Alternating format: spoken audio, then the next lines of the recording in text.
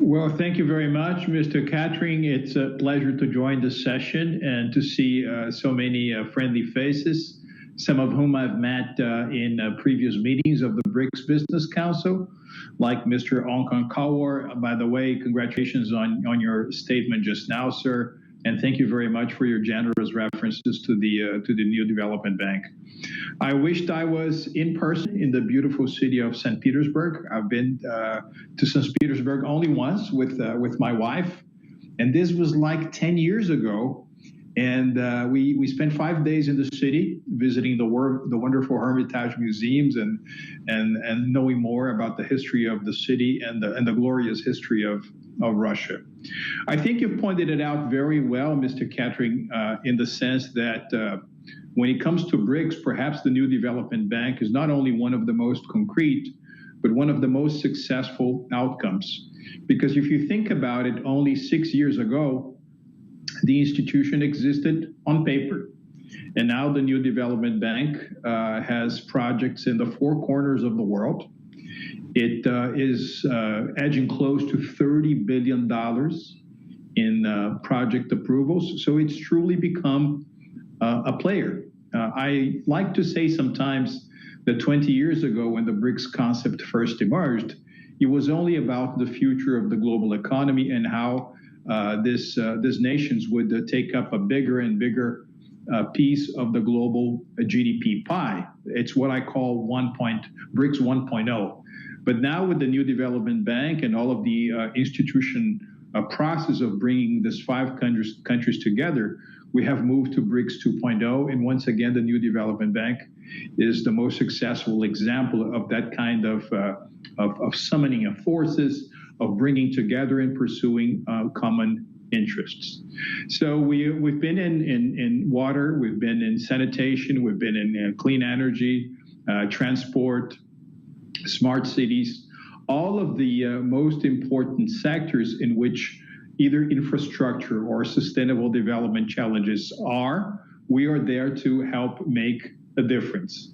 And of course, as your question seeks to clarify, we also have an eye turned towards the future, because with the emergence of the so-called Economy 4.0, it's impossible to separate traditionally, as we used to do, what you consider physical infrastructure on the one hand and digital or technological infrastructure on the other. So one of the characteristics of this post-pandemic world is this fusion, is this merger between the physical and the technological. And in one of the areas that are very dear to our hearts is the area of social infrastructure, and that shows how very important it is to bring both the technological and the physical aspects together. For example, today, it's impossible to think of a school only as it is a physical building. The school has to be connected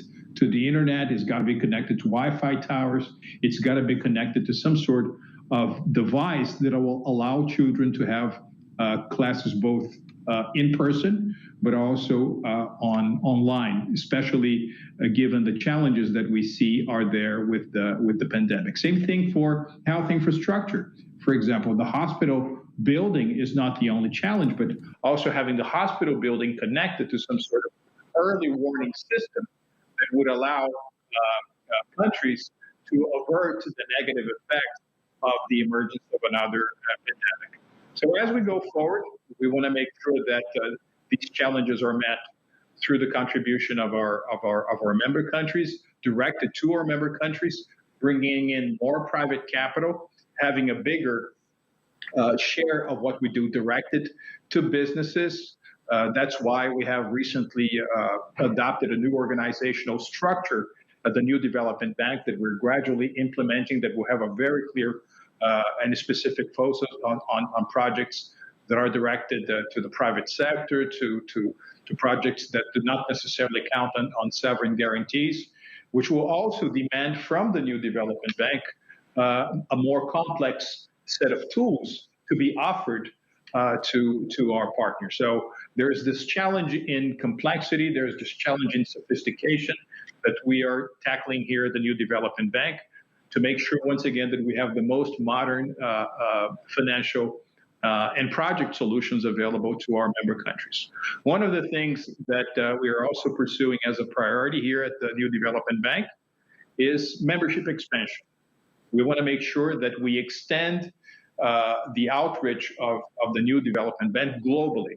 We have been set up by the BRICS, and the BRICS will always have the strong character of the bank, but we want to make sure that different areas of the world, different regions of the world, different countries also partner with us and therefore expand the good that we can bring, the difference, a positive difference that we can bring in people's lives. As we move towards the future, it's also key to understand that talent has become perhaps the most important factor of production, and having the New Development Bank as a talent-intensive institution will also make it a new development bank beyond having been set by emerging economies. And by the way, emerging economies is a very important concept in this particular regard, because since this session is also going to reflect upon the world that's going to follow the advent of COVID-19, we are going to be facing a new reality, which is already, in my opinion, quite clear. Because if you consider the traditional G7, the traditional most advanced economies of the world, the US, Japan, Germany, the UK, France, Canada, and Italy, they together have a GDP, a combined GDP in purchase power parity now that is smaller than the combined gross domestic product in purchase power parity terms of the BRICS. So the BRICS are bigger than the G7 now in terms of non-nominal GDP, of purchase power parity GDP. So this gives the clear signal that as we position the bank as the premier institution, the premier development agency to emerging economies, that is not only making sense in terms of following up on the mandate that we have been given by our shareholders, but it's good business as well. So I'm very happy to share this message with you at the St. Petersburg Forum. The New Development Bank is trying to be new every day. We'll continue to be a partner. We are making a difference in the core areas that is part of our articles of agreement, and also tackling some of the challenges that have emerged with COVID. We have put together a $10 billion emergency facility, half of that directed more to the health-related aspects of the pandemic, and $5 billion focused on economic recovery. So it's a very robust set of assistance to our member countries, and we are very happy by the positive role that we're playing, and this positive role is only going to continue to grow. So, Mr. Catherine, thank you very much for this opportunity. Спасибо большое. Спасибо, господин президент.